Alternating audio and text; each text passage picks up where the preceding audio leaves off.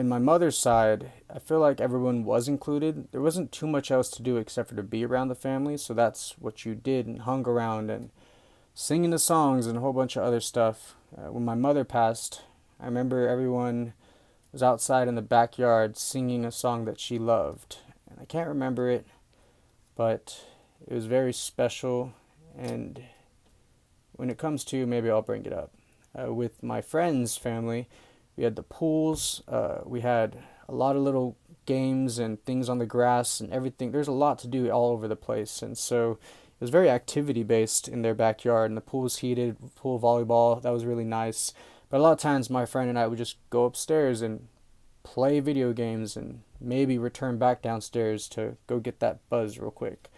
And then there was my dad's side, which was kind of activity based, but mostly like we created the things that we're going to do, like categories and all that.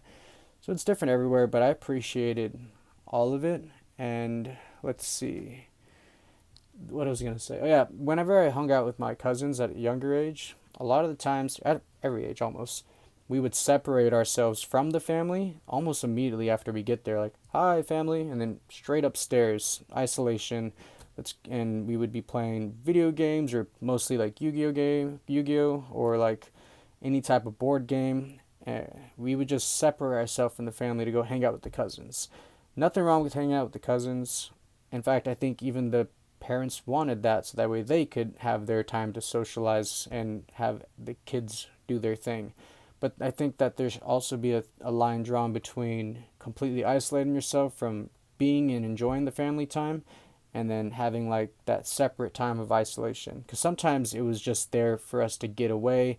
I've seen other family members just move upstairs because they didn't want to associate with the adults, and maybe that was a sign of insecurity, and maybe that was developed because we just always went upstairs and never got to understand how to create conversation with adults without thinking that we're going to be told we have to do this or that or school.